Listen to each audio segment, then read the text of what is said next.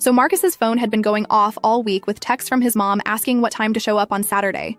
And I'm sitting there on the couch Thursday night watching him type back these one-word responses while I'm literally coordinating this entire surprise party behind his back. His favorite restaurant had this private room in the back, and I'd been planning this thing for 3 months because he kept saying nobody ever did anything special for his birthday.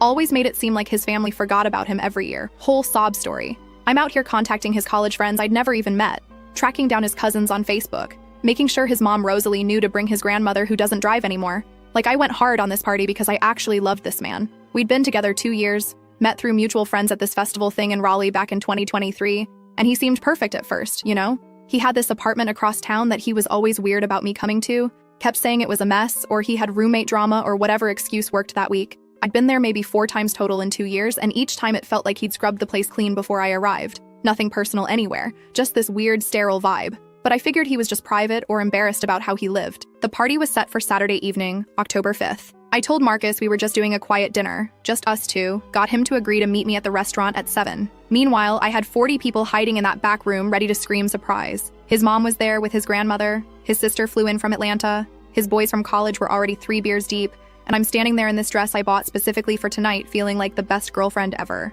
Marcus walks in right on time, and I'm walking him toward the back going, "They have this special menu tonight I wanted to check out." When we get to the doorway and everyone jumps out screaming, "Surprise!" and his face does this thing where he looks absolutely terrified for a split second before forcing a smile. I caught it but figured he was just shocked, you know? Everyone's hugging him and taking photos, and his mom is crying because her baby's turning 28, and I'm just glowing thinking I nailed this whole thing. We're about 45 minutes into the party. Music playing. People eating these appetizers I specifically ordered because Marcus mentioned he liked them once 6 months ago, and his friends are giving speeches about college memories.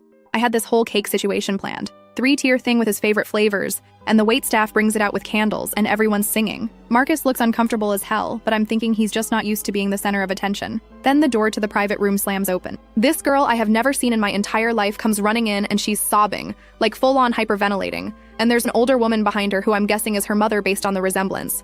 The music cuts off. Everyone stops singing mid-word, and this girl is screaming at Marcus going, "You can't ignore me anymore, and I'm 3 months pregnant," and everyone in the room goes completely silent. Marcus's face goes from uncomfortable to absolutely white.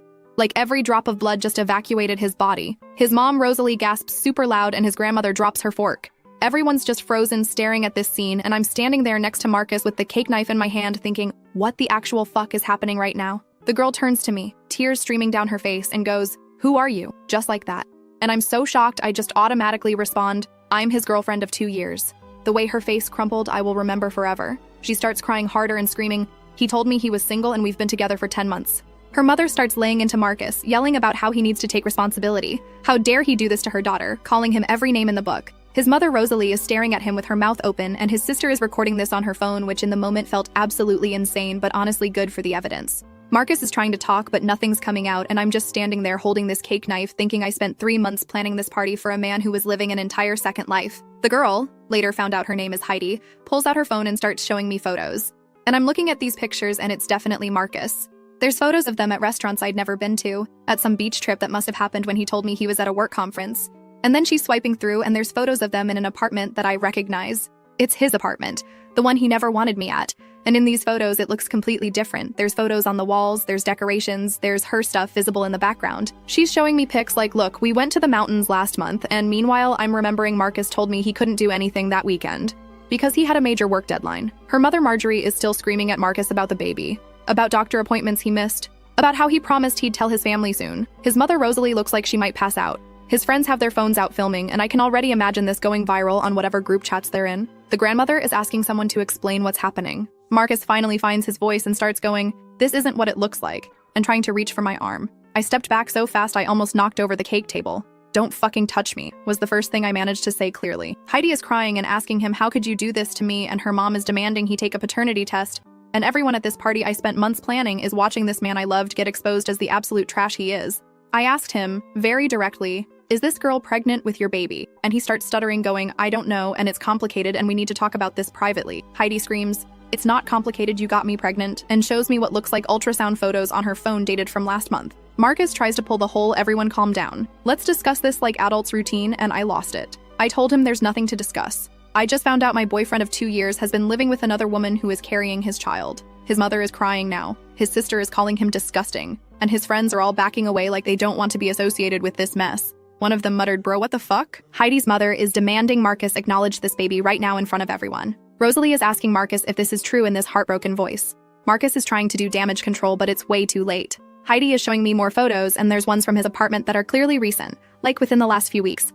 And I had seen him just 3 days ago when he told me he loved me. The restaurant manager comes in asking if everything is okay, because apparently people in the main dining room can hear the yelling. Marcus has the audacity to try to escort me out to talk privately, and I very loudly told him I'm not going anywhere with him. Heidi is demanding to know how long we've been together, and when I say 2 years, she loses it even more because apparently Marcus told her he'd been single for 3 years after a bad breakup. His entire life was a lie. The traveling for work? Probably time with her. The apartment I couldn't visit? Their shared place? The weekends he was busy? With her? And I'm standing here at this party I planned where I invited his mother to celebrate him while this poor girl is pregnant and just found out she's the other woman, except actually I'm the other woman. Or we're both the other woman. I don't even know. What I do know is I walked out of that party, left the cake, left Marcus standing there with both his families and both his girlfriends, and went home. Tamara, my best friend, followed me out and drove me home because I was shaking too hard to drive myself. And I'm sitting here now trying to process that the man I loved and planned a future with was living an entire double life, and I had no idea. First update. Saturday night after Tamara drove me home, I basically just sat on my couch in that stupid expensive dress staring at the wall. My phone started blowing up around 9 p.m. Marcus was calling over and over, his text going from, "We need to talk," to "Please let me explain," to "I love you, please just listen." His mother Rosalie was calling too, leaving these heartbroken voicemails about how she had no idea and how sorry she was and how she raised him better than this. Even his sister sent me this long message about how she always thought I was too good for him, and she was sorry I got dragged into his mess. I didn't answer any of them Saturday night. I got in the shower still wearing the dress because I couldn't deal with taking it off, just stood there until the water ran cold, then crawled into bed. Tamara stayed over and kept bringing me water and telling me I needed to eat something, but I felt physically ill every time I thought about food. Sunday morning, I woke up to 73 notifications. Marcus had apparently been texting me all night. These long, rambling messages that started as apologies and devolved into excuses.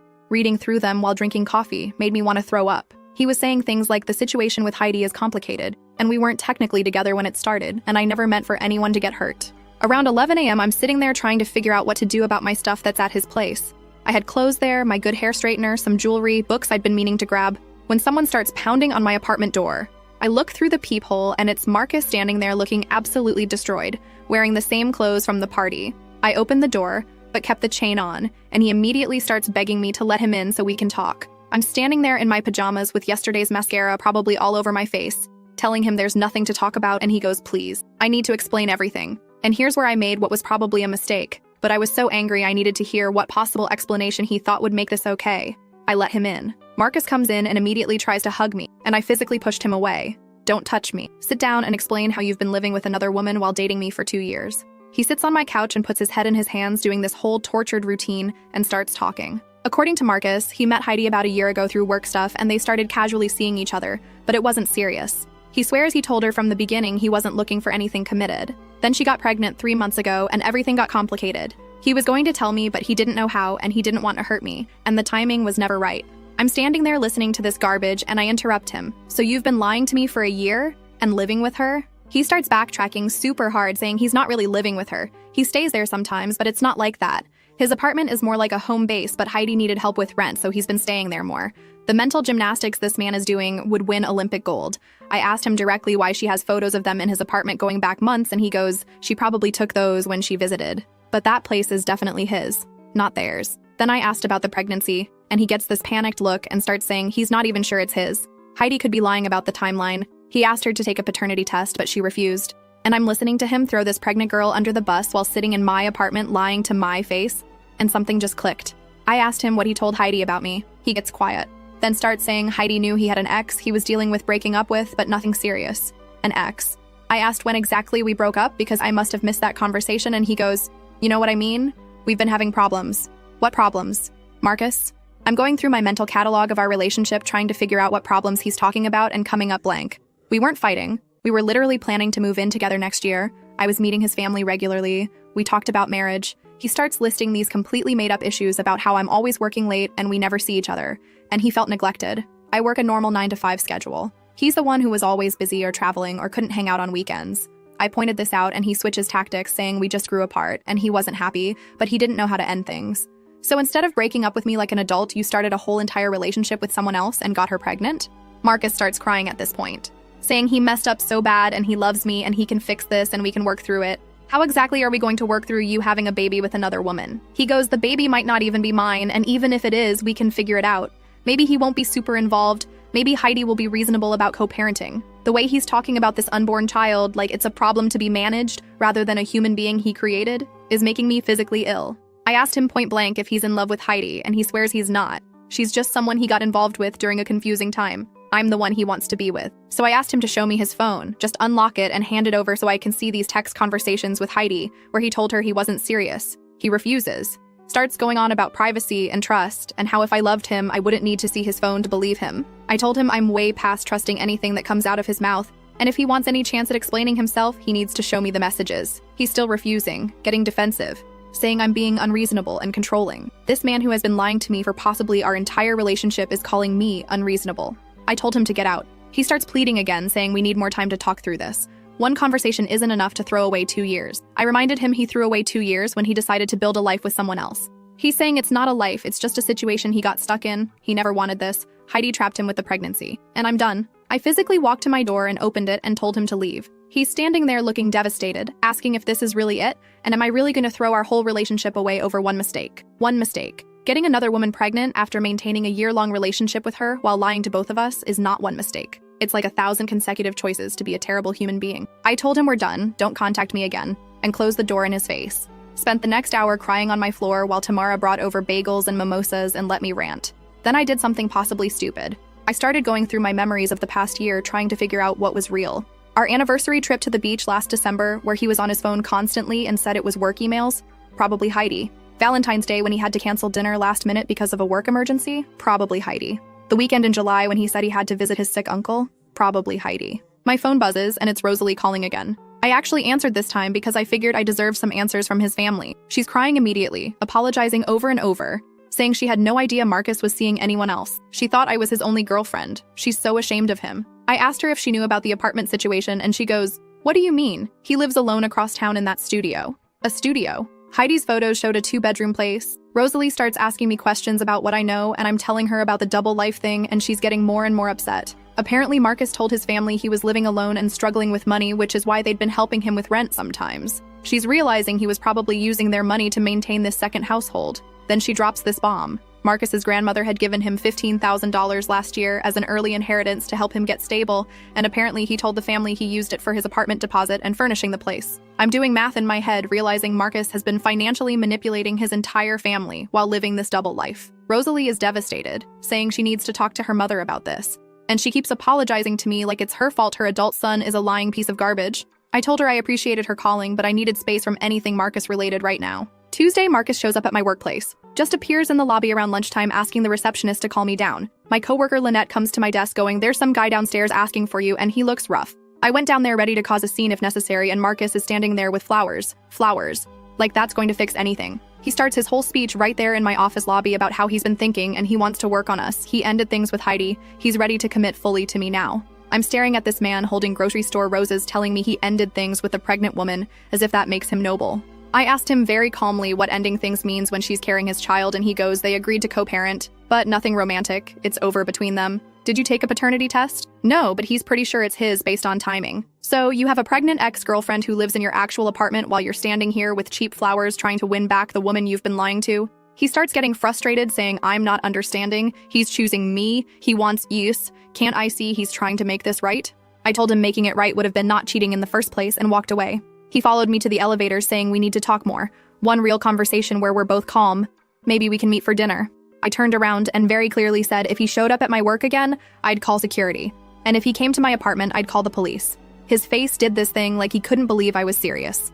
That night, his sister sent me a message asking if I'd heard from Marcus because apparently he's telling the family that I'm overreacting and we had a mutual breakup, and now I'm harassing him for closure. She said she knows that's garbage, but their mother is confused because Marcus keeps changing his story. Apparently, he's now saying Heidi is some obsessed girl who trapped him, and I'm his real relationship that he's fighting for. I'm lying in bed Wednesday night trying to figure out my next move when I realize I never got my stuff from his place, and I don't even know which place is actually his place. Thursday evening, I'm at Target buying new hair products to replace what's at his place because I've decided I'm not going there when I run into Fraser, one of Marcus's college friends who is at the party. He recognizes me immediately and comes over looking super uncomfortable. We end up talking in the home goods aisle, and he tells me the group chat has been insane since Saturday. Marcus has been blowing it up with his side of the story. According to Fraser, Marcus is telling people that Heidi is unstable and fabricated the pregnancy to trap him, and I'm his serious girlfriend who he loves, but we're going through a rough patch. Fraser said he personally saw the ultrasound photos, and they looked pretty legitimate to him. Then he mentioned something that makes my blood run cold. Apparently, Marcus has been bringing Heidi around their friend group for months, introducing her as his girlfriend, and none of them knew I existed until the party. So Marcus maintained completely separate social circles too. We exchanged numbers, and he said if I needed anything or wanted to know what Marcus was saying in the group chat to let him know. Friday afternoon, I'm finally feeling stable enough to go back to work when Rosalie calls me again. She's been trying to get answers from Marcus about the money situation, and he's being super defensive and evasive. She went to his studio apartment, which apparently he's barely ever at based on the dust everywhere. And it's basically empty. No furniture beyond a mattress on the floor and a TV. She doesn't know where he's actually living, but it's clearly not there. This woman is having a breakdown, realizing her son scammed the family out of money and has been lying about every aspect of his life. She asked me if I knew where he really lived, and I had to tell her I don't. He never let me visit his place more than a handful of times. She starts crying, saying, how did we miss this? How did he fool everyone so completely? I told her honestly, I don't know, but I'm done trying to figure it out. Now it's Friday night, and Marcus has started texting me again. These super manipulative messages about how I'm the love of his life, and he can't lose me, and he's willing to do whatever it takes. But he still won't send me screenshots of his conversations with Heidi, still won't tell me where he actually lives, still hasn't taken a paternity test. He wants me back, but on his terms, where I just believe whatever he says. Last update.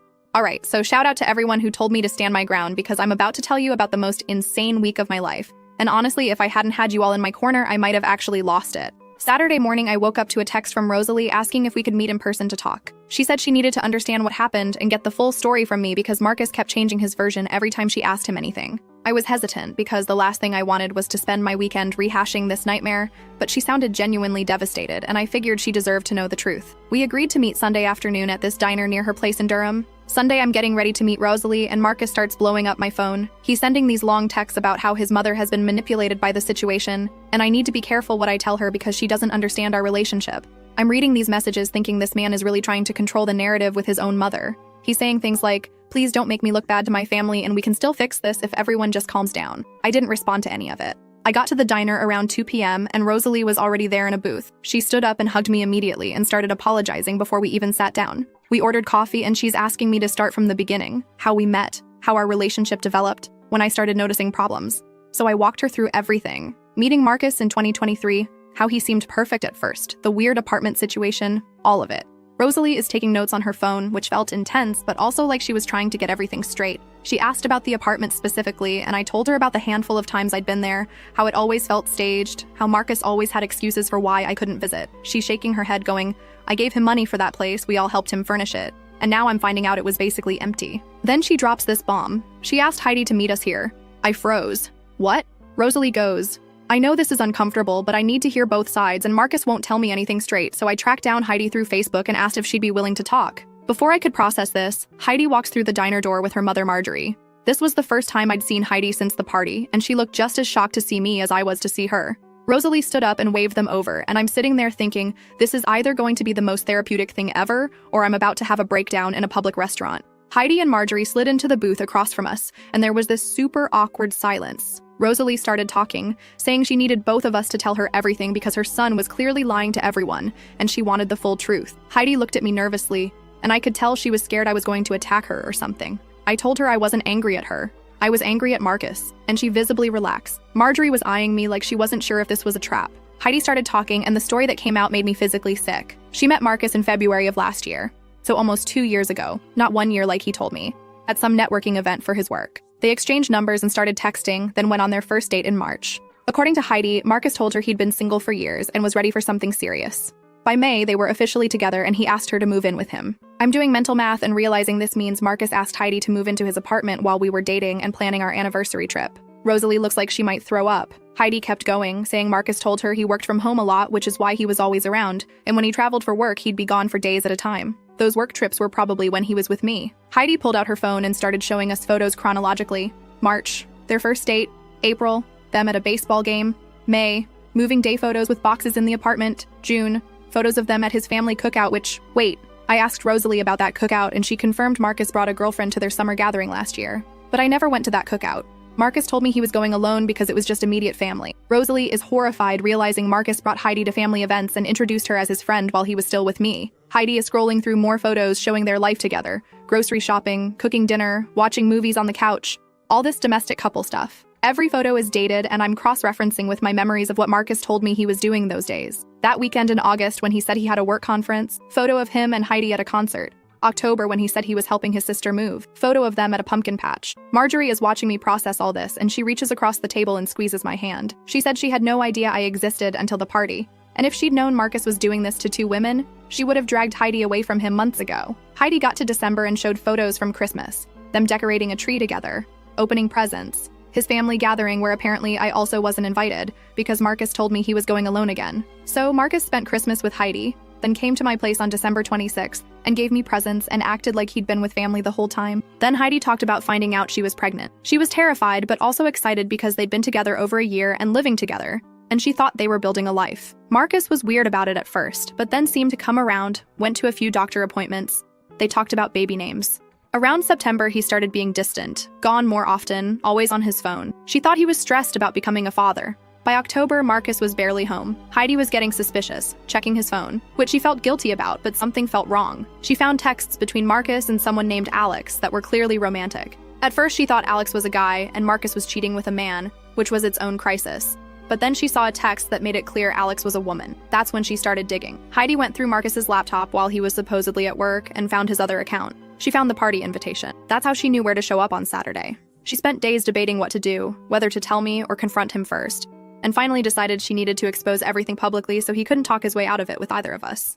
I'm sitting there listening to this and feeling so many emotions I can't even name them all. Marjorie starts asking questions about money, and that's when things got even more complicated. Apparently, Marcus told Heidi he was paying full rent on their apartment, but he needed her to contribute to utilities and groceries. Heidi had been giving him several $100s a month since she moved in, but Rosalie said she and Marcus's grandmother had been helping with his rent on what they thought was his studio apartment. So where was all that money going? Rosalie asked both of us what we wanted to do moving forward. Heidi said she needed Marcus to acknowledge the baby and be involved financially at minimum, and she wanted a paternity test not because she doubted it was his, but because she wanted legal documentation. I said I wanted nothing to do with Marcus ever again, and I needed to get my belongings back from wherever he actually lived. Rosalie said she'd help with both of those things. We were wrapping up this extremely heavy conversation when Marcus walked into the diner. Just strode in like he had some sixth sense we were all there talking about him. His face when he saw all four of us sitting together was priceless. Pure panic. He tried to immediately turn around and leave, but Rosalie stood up and yelled his name. The entire diner turned to look.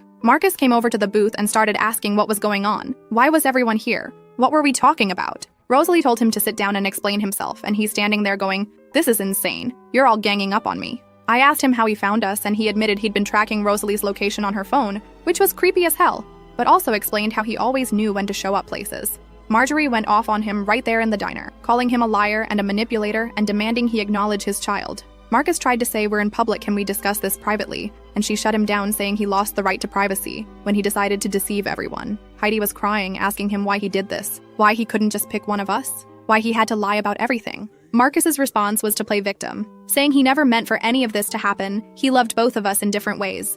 The situation just spiraled out of his control. Rosalie asked him about the money, and he started stuttering about expenses and work being unpredictable. She asked him directly where he's been living, and he's looking around like he's trying to find an exit. I was done. I stood up and told Marcus I wanted my stuff back immediately, and I never wanted to see him again. He started begging me not to do this, saying we could work it out. He chose me. And Heidi is right there hearing him say he chooses me while she's carrying his child. I told him he doesn't get to choose anyone anymore because we both choose to be done with him. Marcus started yelling about how this was all a misunderstanding and we were being dramatic and ruining his life over nothing. Rosalie told him he ruined his own life and he needed to leave. Marcus tried to appeal to his mother, saying she's supposed to be on his side. And she said being on his side doesn't mean supporting him lying to everyone who loves him. He looked at me one more time with these pathetic puppy dog eyes, and I just stared back stone-faced until he left. Rosalie said she was going to Marcus's studio apartment that night with a key she still had, and collecting any of my belongings she found. And if Heidi wanted her to grab anything, she'd do that too. Heidi gave her a list. We exchanged numbers. Me and Heidi. Monday morning, Rosalie texted me saying she went to the studio and found some of my clothes and my hair straightener. She'd meet me later that week to return them. She also found boxes of stuff that appeared to be mine and Heidi's mixed together, like Marcus had been slowly moving things out of the actual apartment he shared with Heidi. It was creepy. Marcus texted me Monday night saying his mother betrayed him, and now his whole family won't talk to him. Playing the victim again, I blocked his number. Thursday. Rosalie met me at a Panera and returned all my stuff. She'd also written Marcus telling him she's ashamed of him, and until he takes full responsibility for his actions and starts being honest, she doesn't want contact with him. His whole family is icing him out. She hugged me goodbye and made me promise if I ever needed anything to call her. Heidi texted me Friday saying Marcus finally agreed to a paternity test, probably because his family demanded it. Marjorie is helping her move out next week. Part of me feels bad for Heidi going through this while pregnant. It's been 3 weeks since that birthday party, and my life is completely different. But honestly, I'm relieved. Better to find out now than 5 years from now when we're married with kids. That party disaster was actually the worst thing that could have happened, because it exposed everything in front of everyone, so Marcus couldn't manipulate his way out of it. I know some people wanted me to key his car or blast him on social media or whatever, but honestly, his family disowning him and having to face one pregnant woman and one ex-girlfriend who knows exactly what he is, that feels like enough consequences. He has to live with what he did, and everyone knowing what he did. I organized a surprise party for my boyfriend and got the surprise of my life instead. But you know what? I'd rather know the truth than keep living in his lies.